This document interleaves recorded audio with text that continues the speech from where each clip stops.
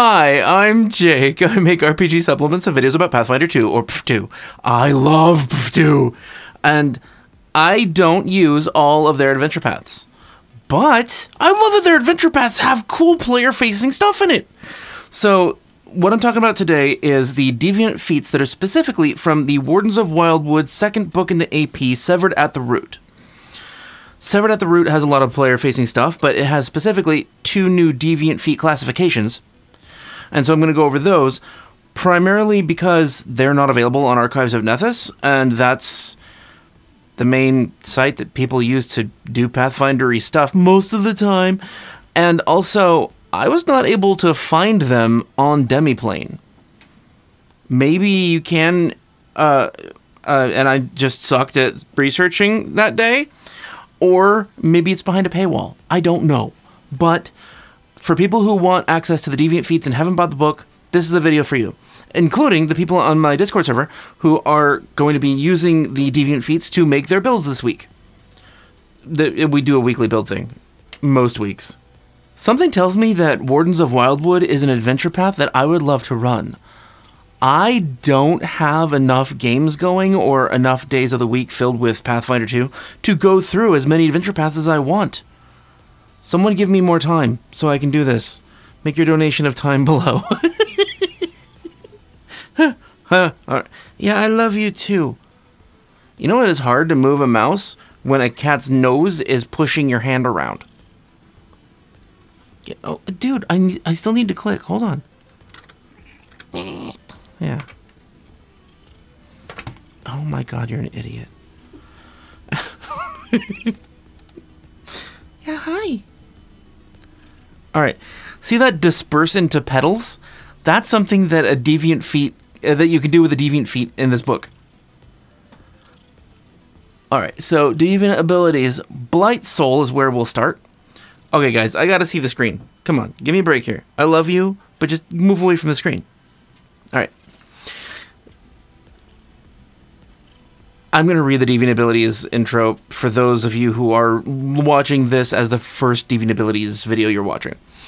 Deviant Abilities are a unique and unstable power gained through mutation, dangerous experiments, exposure to planar magic, a blessing or curse from a divine patron, or otherworldly entity, or other methods. In other words, they're just like superpowers you can slot into any character. Love it. I've played superhero games, and they're fun. So the 2 Deviant classifications for this one are Blight Soul, or for this video, are Blight Soul and Verdant Core. I like Verdant Core more than Blight Soul for their mechanics, but I like Blight Soul more than Verdant Core for its feel. So we'll see how this works. So Blight Soul. Whether through planar exploration or unintended catastrophe, you're a little catastrophe, you've come into close contact with Erzul's Blight from this adventure, and have been forever changed. As the Blight is a realm of invasive rot, pernicious decay, and deadly radiation, sounds splendid, so too are you capable of wielding the powers of decay.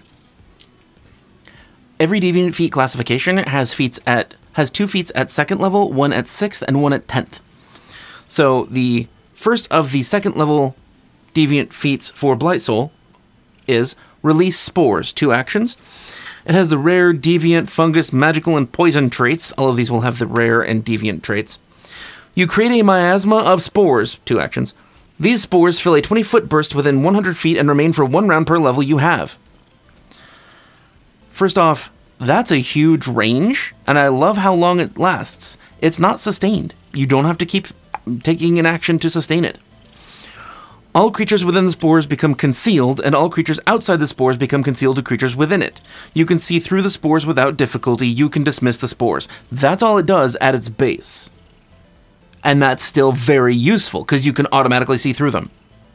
I think if they didn't include that, this would be kind of meh, but it's good because of that. So there is one classification that is not tied to a specific theme, and that is the universal classification. The universal classification has 2 feats in it, 1 4th and 1 10th. The 4th level feat allows you to awaken any power of 4th level or lower. The 10th level feat allows you to awaken any power of 10th level or lower. So if you take an awakening feat for release spores, you can either do one of these 2 things. 1. The spores smell disgusting. Creatures in the area are sickened 1 for as long as they remain in the area, plus 2 rounds. Do you see a save? Nope. That's just great. Unfortunately, it does affect your friends. But there's no save. I think that's a great trade-off, because you can strategize with your friends to not be in the goddamn spores. The second option for Awakening, the spores are toxic. The miasma deals 1 poison damage per 2 levels you have to creatures in the area when you release spores. To creatures who begin their turn in the area, and to creatures who enter the area. So if they begin their turn in the area of the released spores, or as soon as they enter it, and when you first do it.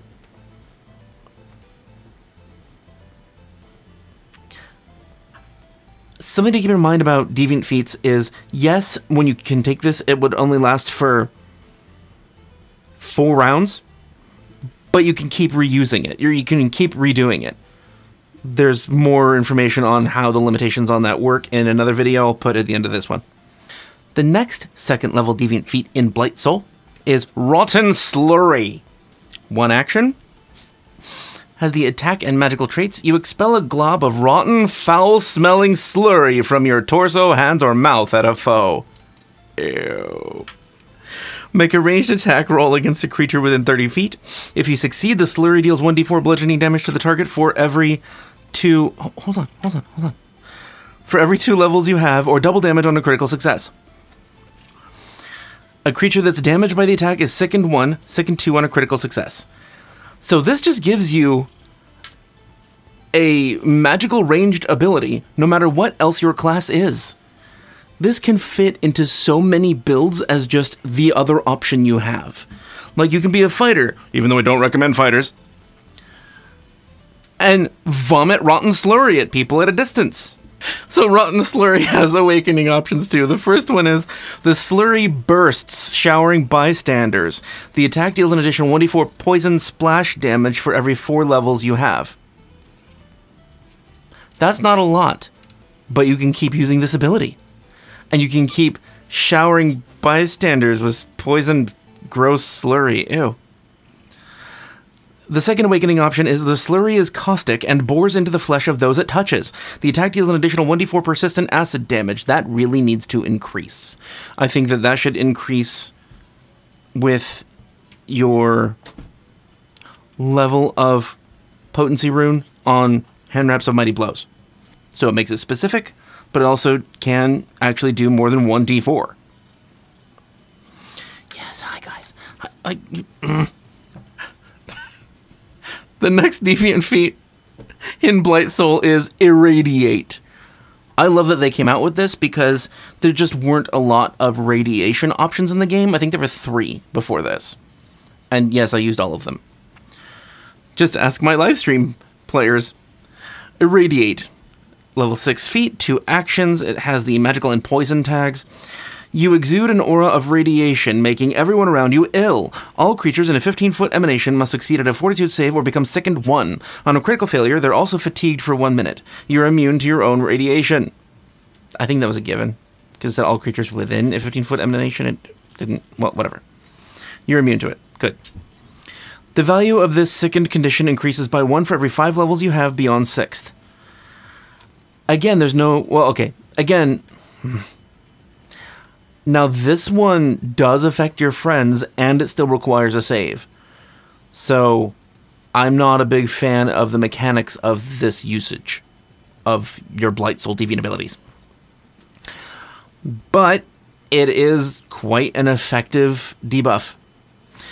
The awakening options. The first one is you become more efficient at exuding this aura of radiation. The radius of the emanation becomes 60 feet, which virtually guarantees that you're affecting your friends.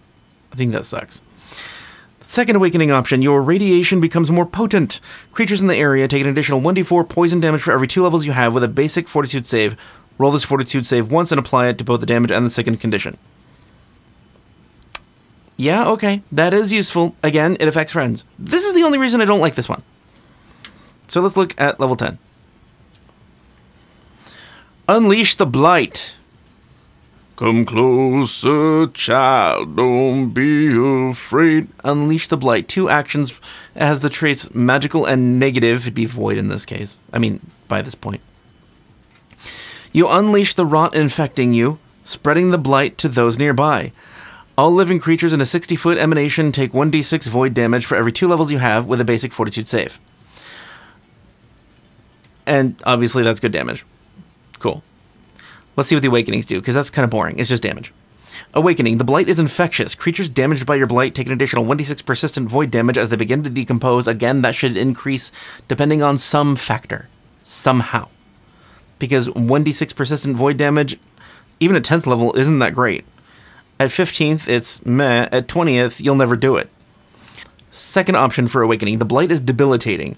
Creatures damaged become drained 1 for 1 round on a success, drained 1 for 1 minute on a failure, and drained 2 for 1 minute on a critical failure. That's great. But it affects your friends. Unless they're all undead. It says living. Fine. Just, The 2 second level feats are really good for Blight Soul. The others affect your friends, and so I'm not that big of a fan of it.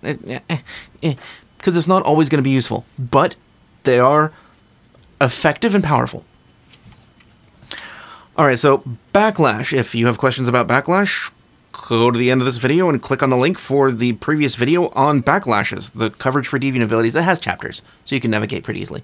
Backlash, Fungal Rot. As you use your powers, radioactive molds and fungi consume your flesh. Does it have to be radioactive molds? That's just nasty twice. Making you look and feel like a rotting, walking corpse. Mild Backlash. You take damage equal to your level as your body decays. Okay, so that can happen in the midst of combat. Damage equal to your level. That's not terrible. It's annoying. Mostly it's just a warning of things to come. Moderate Backlash, you take damage equal to your level and become sickened 2. That blows. Severe Backlash, you take damage equal to twice your level and become sickened 4. Which blows hard. Plus, you can't reduce the value of your sickened condition below 1 for 1 hour. That is awful. And because that is a severe Backlash level, at that point, you cannot use any of your Deviant abilities until the next day. Yay. Alright, so that severe Backlash might be the worst. It's just terrible. Because you're using the abilities in combat. And suddenly in combat, you get -4 to a bunch of shit. Second nature-y themed Deviant Feat classification, Verdant Core. I like this one. I love the feel of it too. Just not as much as the feel of the Rotty one because, I don't know, Rot's cool. Verdant Core. The Verdant Core deviation represents an abundance of vitality in plant life, likely caused by being implanted with supernatural seeds, contact with the plane of wood or the first world. So, like, if you have any Fey ancestry feats, you could even just grab this. Or powerful primal rituals. Regardless of the source, you're a walking garden with grass, flowers, and other small plants sprouting from your flesh. You have powers over plants, wood, and growth. So first Deviant Feat, level 2, Sprout Fruit, 1 action, and it has the traits Healing, Magical, and Plant. The plants covering your body sprout a single ripe fruit. Sounds kineticist-y. Kineticist, yeah. A creature other than you who eats this fruit as a 3-action activity, 1 interact action to pluck the fruit and 2 interact actions to eat it, is healed 1d4 hit points for every 2 levels you have. And remember, it's a Deviant Feat. You can keep using it multiple times in a day. Fucking cool. The Awakening ability. The fruit is, well, 2 of them. The first one. The fruit is more potent. Increase the healing from d4s to d6s. Cool, that's probably going to be the given that you would take. However, the second Awakening is the fruit is plentiful. You sprout 1 additional fruit for every 5 levels you have beyond 2. Also, those who eat a fruit may reduce a condition affecting them by 1. Amazing. Because there's no counteract check, and it's any condition. Starting at level 4, you could produce a fruit to reduce a condition affecting someone by 1. I mean, in the middle of combat, it's 3 actions. Yeah, that part sucks. But it's any fucking condition. Drained, doomed, anything. Wounded is a condition. Oh, this is powerful. So you see why I say I like the mechanics of this one better. So Sprout Fruit, fucking powerful. Next Deviant Feat. Vine Lash, level 2 feat, 1 action. It has the attack, magical, and plant traits. Requirements, you have a free hand. A long vine sprouts from your arm, which you can temporarily wield like a whip. Make a melee attack roll against a creature within 30 feet. If you succeed, the vine deals 1d6 slashing damage for every 2 levels you have to the target, or double damage on a success. Something I love about Deviant Feats and Aftermath Feats, and like all the feats that just seem to work similar to this, some Ancestry feats, is that they give you a power, a new ability, a new option you can do that doesn't have to fit in any class. You can be any Ancestry, any class, and be a Deviant and get these powers that just let you throw globs of snot, or lash people with a vine whip, or throw fireballs, or spit lightning, whatever. It's fun and flexible options.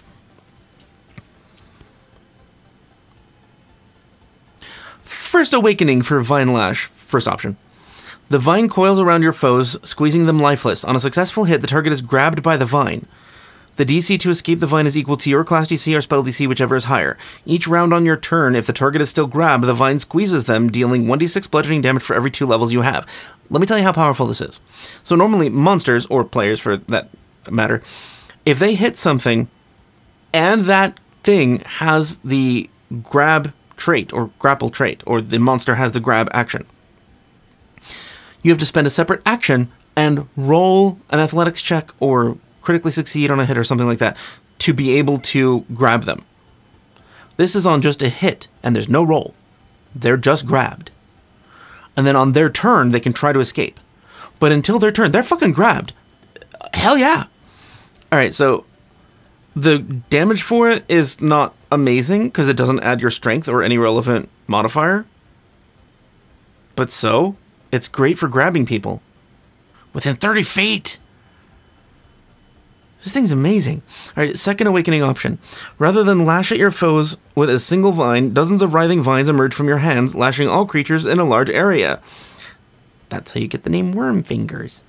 You can use Vine Lash as a 2-action activity to damage all creatures in a 30-foot cone with a basic reflex save. Next Deviant Feat for Verdant Core, level 6, Defensive Growth, 3-action. This is my favorite.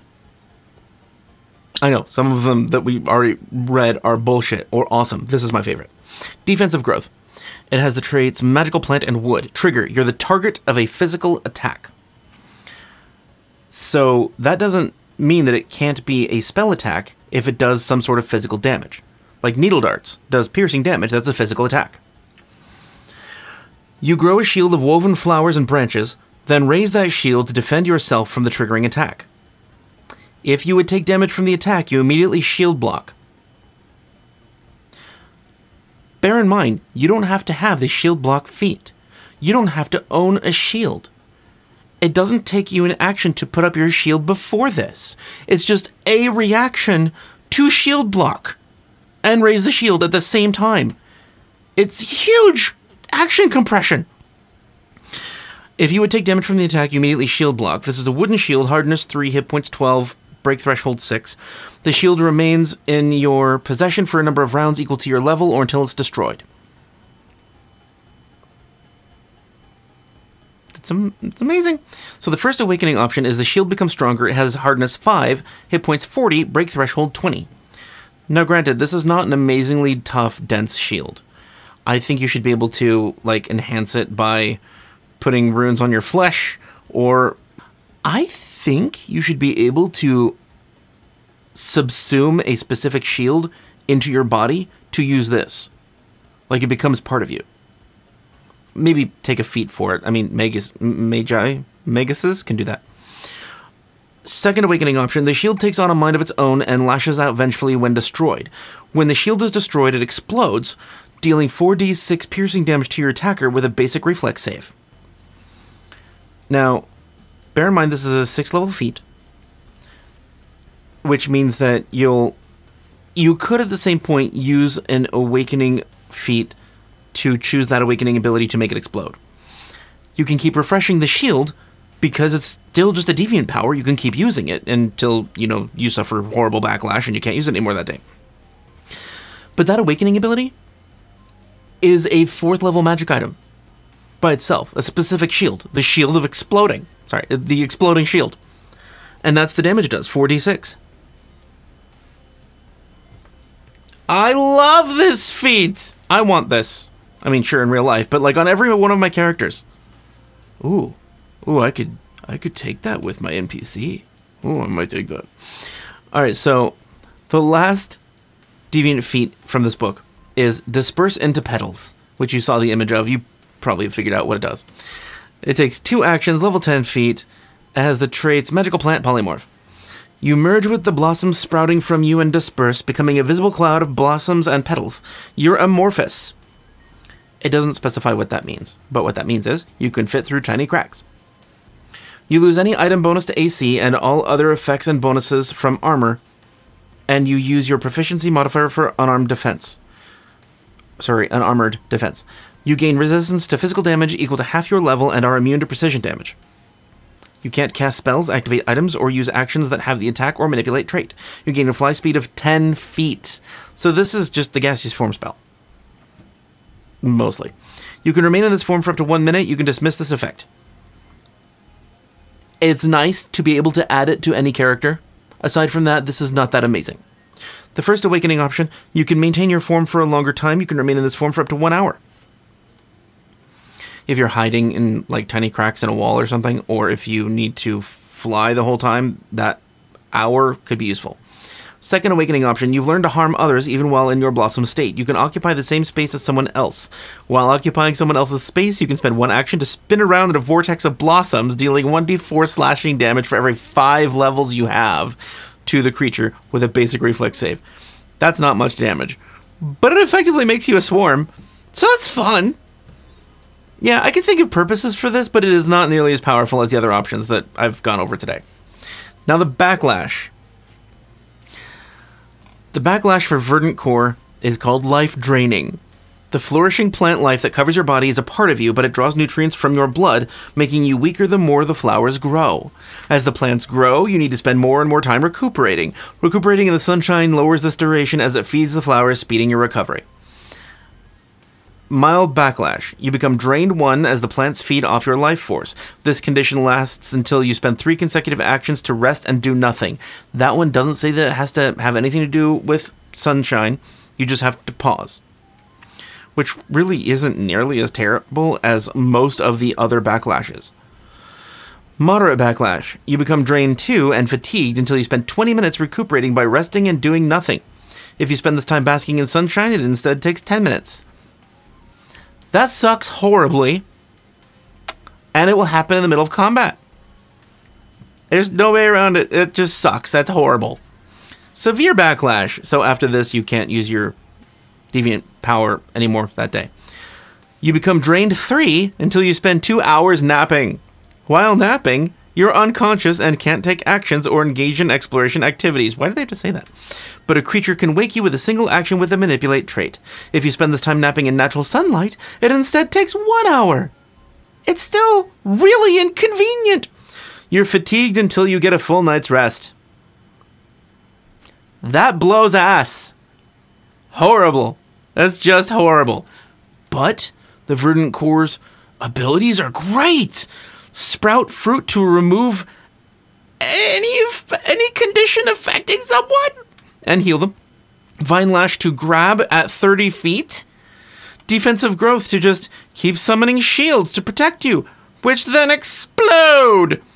And Disperse into Petals is there. This is fucking awesome. I am trying to encourage my players to look at the Deviant or Aftermath feats to see if they want to add something to their character, because they just leveled. They're at 13th level this week, so it's a good time to like reassess and see if they want to do something. Plus, they're in a place, their characters are physically in a place that they can take whatever the hell downtime they want. There is no pressure from this adventure, which I really like adventures that are like that allow people to just develop however they want to. Because I have a lot more time just fucking off and role-playing than, like, following a plot. Because it's opportunities to be weird. thank you for being here today. If you're a patron, thank you for being here every day and caring for this channel. And whether you are a patron or not, this little guy, the Gemstone Dragon, is going to be our prize for patrons for this month. Month of January? January. So if you are a patron of $5 or more or want to become one, then you can be entered into the drawing to win that. Patreon is in a link in the description. Also is Discord. Come to us if you want to talk about builds, or if you want to enter the build contest, or if you're just a nerd looking for nerdy people to nerd out with about nerdy things, like black holes and pizza. Two very different things, somehow both nerdy. Oh, and once we get to 3,000 subscribers, we're going to be doing a drawing for this little guy, 80mm liquid core D20. That's for everybody, not just patrons. So if you have any friends, which you may, tell them to join. And once we get to 3,000, everybody can, like, well, I'll put out a video and you can make a comment in it.